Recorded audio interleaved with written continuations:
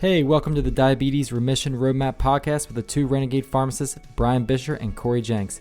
You are listening to this because you are a person with type 2 diabetes who is committed and driven to breaking free from this diagnosis and creating a real, meaningful change in your health and life. In these episodes, we're here to help you ditch the scripts with doses of unconventional wisdom on topics such as fitness, nutrition, medication, mindset, and more. So without any further delay, let's dive right in. Hey, it's Brian here, and I am with you for a solo episode today while Cory is off polishing his speaking skills.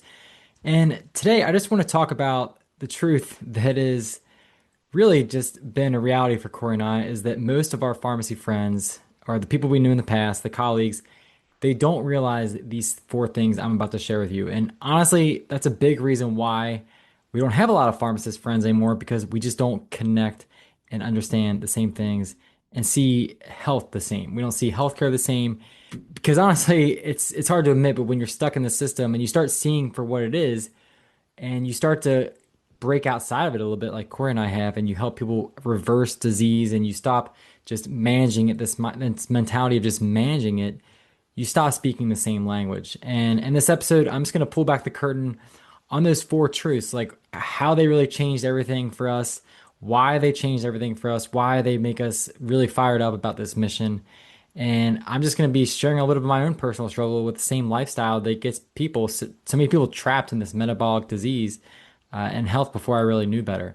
So, I mean, just to rewind a little bit, I only went to pharmacy school because I didn't know what else to do. It was just like a career option I saw. Both my parents are pharmacists, and they seemed pretty content with their jobs, and I knew at the time their goal was like just provide for our family, and that's great. Like that was something I wanted to do too. I wanted to have a steady career, and just I really didn't. Again, it came down to me not knowing myself, my personal interests.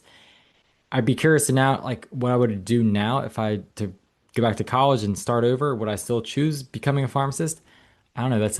It's a question, but I think I'm meant to still be in this position because it set me up to help people in a unique way. But I know that in a sense, I'm not meant to be in the traditional pharmacy role. But before I did, like when I was in pharmacy school, it was like very much a sad lifestyle, like the standard American diet, where I had long days in school. I was not moving a whole lot. I was eating a lot of processed carbs, whether it was free pizza at lunchtime for the meetings, which would then ironically put me to sleep for the afternoon, or if I was just going to get sandwiches, Subway, fast food, Chipotle, like all the things within short walking distance from the school. I was not packing my food. I was not making that a priority, not eating protein, fiber, and I was just like basically on this blood sugar roller coaster where my energy, my mood, it would all be kind of dependent on probably what I ate that day, and it was just really resulted in a lot of brain fog. I just felt tired a lot. I'm sure my body was insanely inflamed. Not only that, but like a little bit too much having fun in college with drinking.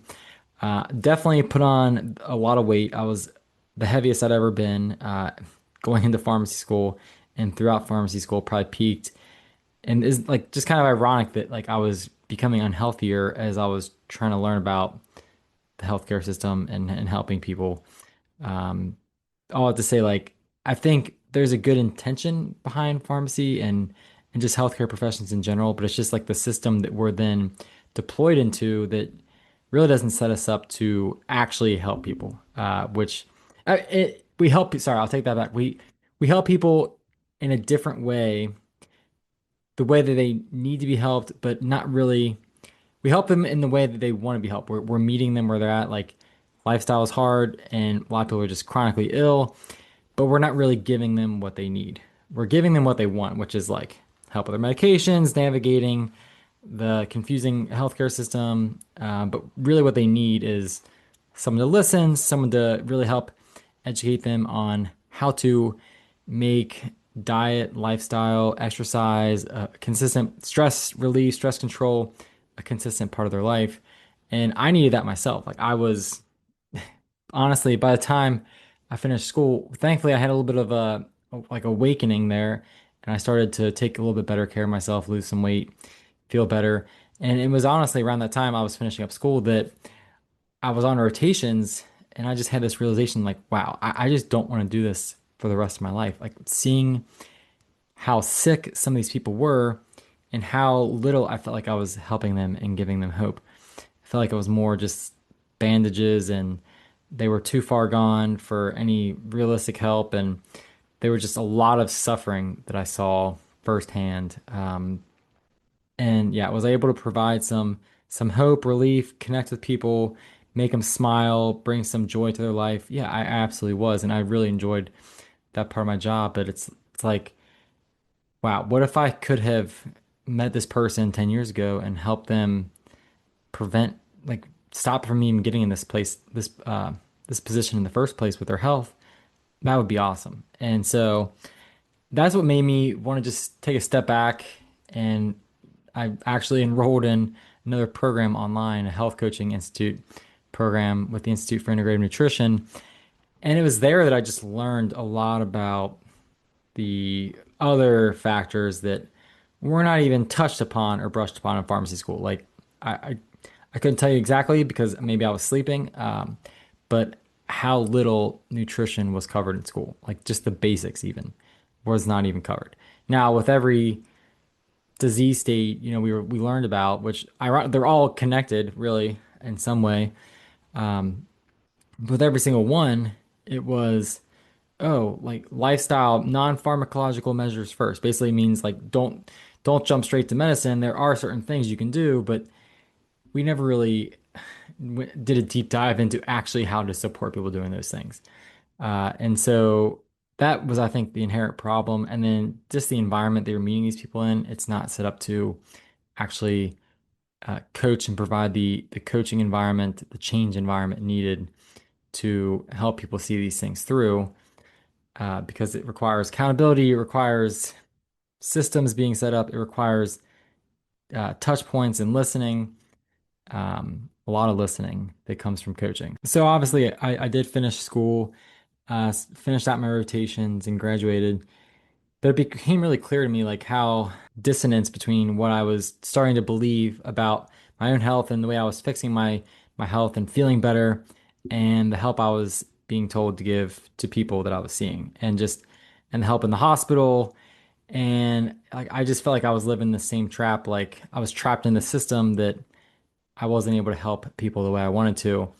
And so that leads me to like the four truths that I know myself started to discover and realize, that Cory definitely, I would say, realizes, that most pharmacists have not yet realized, or maybe they inherently know it. I've also talked to plenty of other pharmacists who are like, Brian, what are you doing? How can I do something like you are doing? Because I really just feel like I'm not helping people the way I want to help people. And so there are other pharmacists out there that I know that have become health coaches and set up their own thing outside of the system to help people. Because the first truth, the system is built, the healthcare system in general, the sick care system, is built to control numbers, not reverse disease. We are not, again, trained in nutrition. Doctors are not really trained in nutrition. We're not trained in nutrition. No exercise is being taught. No one's talking about the root cause, like what is going on. We really were focused on like, how does this show up? How does it present? And it's not like everybody in this system is bad or has bad intentions. It's just like a broken playbook. They're not given the right playbook to call the plays and call the shots for people that they're trying to help. And that inherently is the problem, is that just the playbook needs to be rewritten. Providers, thankfully, there's going to be some nutrition taught in schools now for medical schools, because it really does come down to the basics. Like a lifestyle disease, a disease that is created by lifestyle cannot be inherently fixed by medications. And that leads us to the next discovery, is that medications are just band-aids. They're not solutions. They lower blood sugar, but they don't fix insulin resistance. And this leads to the whole medication treadmill, more medications, more complications. People get put on a medication to cover up a side effect of another one, or that there's this downstream effects that are costly and burdensome to people, or they just in general they cost people a lot of money to begin with. So kind of like we're kind of pushing for big pharma here, and there's a time and place for medication. I'm not saying like if you're on medication, stop taking it. That is not okay. You need to definitely talk to your doctor about a plan to stop them while you are addressing the root cause, because they're just a bridge. Just like coaching is a bridge to get you there. Like medications should be a bridge. I believe you should go in with the mindset of like, okay, I'm starting this, but I need an exit strategy from the beginning. So like I'm going on the on ramp, I'm on the highway. I don't want to be on this highway. I mean, you don't drive on highways indefinitely. You are looking for an exit ramp to when you get your destination. Same thing needs to be thought about with medications, is that we need to have this destination in mind, and kind of have like these pit stops along the way, these miles markers to look at, are we meeting certain metrics? Are we building certain skills that fill the gaps with what got us there in the first place? Like usually it comes down to I don't know how to cook and prepare healthy food. I don't know how to shop and prepare for healthy food. I don't know how to exercise. I don't know how to build a strength training program that builds muscle and is progressive. And so it's these skill gaps that need to be filled in order to then get off the exit ramp where you can then stop medications. And then the third thing is like our body is designed by God to heal. Like the system doesn't teach you how to heal. We got essentially lifestyle, strength, nutrition, faith. These are all real levers we can pull when it comes to healing our body. And I feel like a broken record here, but like we're just not taught how to help the body heal. And that's what I was taught in my nutrition school, was how to help people heal on a deeper level, because you have what's essentially your primary food, which is all the other things that are non-food, but basically they feed you, like your relationships, your environment, your work, your faith, your home environment. All these things are feeding you, and then it's like the secondary food that essentially is what you're actually eating. So, but if there's like a problem with your secondary food, the food you're taking in, then it's likely a result of a gap or some deficiency in a primary food area. And I pretty much guarantee that most poor diet can be traced back to, if not all, poor diet intake of food, like processed food, can be traced back to a gap in some kind of in a primary food. And one thing that actually stuck with me is like even if your secondary food, the food you're taking in your body, is like completely nutritious and healthy, but you are just like stressed and there's problems all over in your life and your health, your social relationships, your home environment, your work environment, like you're still gonna be sick because you can't like out just like you can't out medicate, you can't out medicine a poor diet and no exercise. You cannot out eat a poor like social factors, like poor spiritual health, poor environment, poor home environment. You need to those come first. Are honestly even like some would argue those are more important than the actual foods you eat, because you look at the people in Italy that the studies showed like they live a really long time, even though they have like they smoke and they eat pasta and processed food like and they drink, they still have a really like a good longevity, and it's because of that community and like the low stress level. So think of it like that, like stress. If your environment like quote unquote loads the gun of disease, it's stress that pulls the trigger. So it's not because like you're not destined to get type 2 diabetes. It's going to be the stressors of life that essentially kind of flip you over the edge there. And the last harsh truth that we realize is that the system wants to keep you dependent, not empower you to change. And it's just it's been designed to accommodate the volume of how many people are just getting sick. There's short visits, rushed advice, generic advice. There's no real education. The education is not education, true education and helpful education without listening and without a back and forth conversation. I'm not going to sit here on the stage and just shout down things for you to do. Like uh, it's condescending, and you need to really get on the same level of people while holding the authority and like, hey, I know what I'm talking about. I've been here before. I'm going to walk you down this path, but you don't want to just be shouting advice at people, shaming people into scaring people into doing things. I think that there's a time and place for helping them realize the pain of their current situation. That's what coaching is all about, is like asking questions to help them articulate how painful of a situation are they in. And that's what's going to empower them to change, because you are not going to change if the pain of your current situation does not outweigh the pain of change, because changing things is hard. Changing and learning those skills is hard. Learning how to cook and shop and exercise, all that stuff is hard, and it's going to be painful. I'm just going to give you that warning now. But if the pain of your current situation is more than that, then it's going to help push you over the edge and get you started.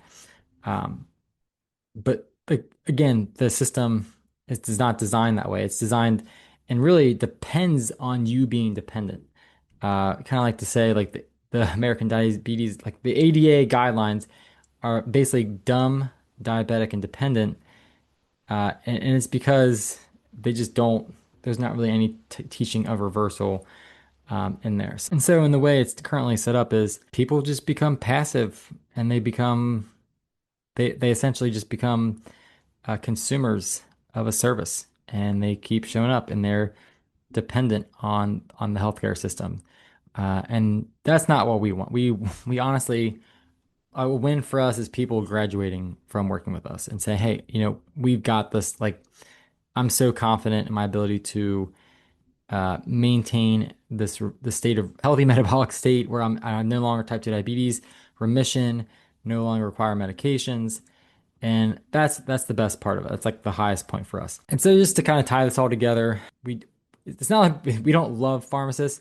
It's because when you start talking about reversing disease instead of managing it, the conversations just change, and we're really just seeing things differently now. And that's okay. We chose to step out of this path because we just couldn't sit back. It was silently crushing us, crushing our souls, just to see so many people sick. Cory reminds me every single day, 261 people die every day from the complications of type 2 diabetes.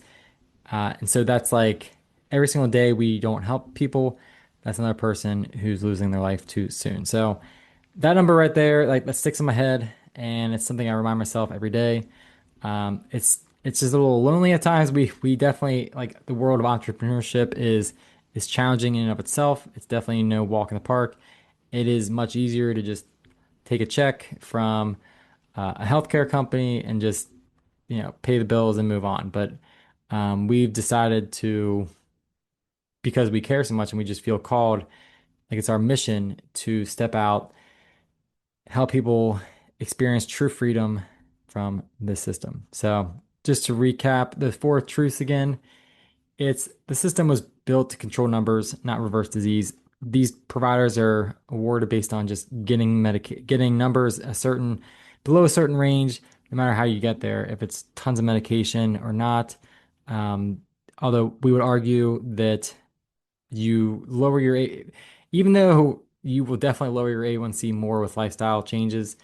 Let's just say, for a short-term picture here, short-term snapshot, a medication lowers someone's A1C uh, by a percentage, which usually no more than 1% or 1.5%.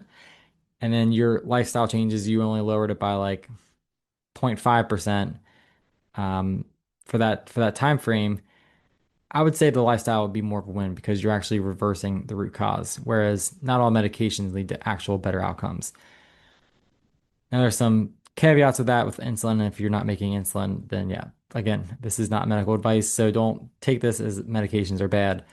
But again, they are band-aids. They're not solutions. They don't actually fix insulin resistance. The third thing is that your body is designed to heal. God designed it to heal. The system does not teach you how to do that, but we do. And the system just wants to keep you dependent. That's number four, is like, it's not empowering you. It's keeping you more dependent, more of a consumer than a free individual. So if you feel stuck, it's not your fault. You've just been given the wrong map, we've got a better roadmap. And if you're really ready to rewrite your story, get off the treadmill, then you can book a diabetes breakthrough blood sugar. You can book a blood sugar breakthrough call, and we'll have the link in the show notes there. And we'll just map out a winning game plan to help you get there. So again, just want to end with this that God did not design you to be living in a trapped system. He did not design you to feel trapped and to be stuck. He designed your body to heal. And with that, I'll just leave you and we'll see you on the next episode. Thanks for listening. Now go ahead and hit that subscribe button so you don't miss a single episode, and you can join us on the journey and roadmap to remission.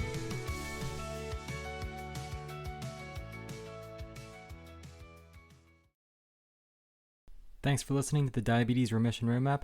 The ideas discussed here are for general informational purposes only and do not constitute medical or nutritional advice. We are pharmacists, but we're not your personal healthcare providers. Always consult your own physician or qualified clinician before changing medications, exercise routines, or nutrition plans. Results vary, and what works for one person may not work for another.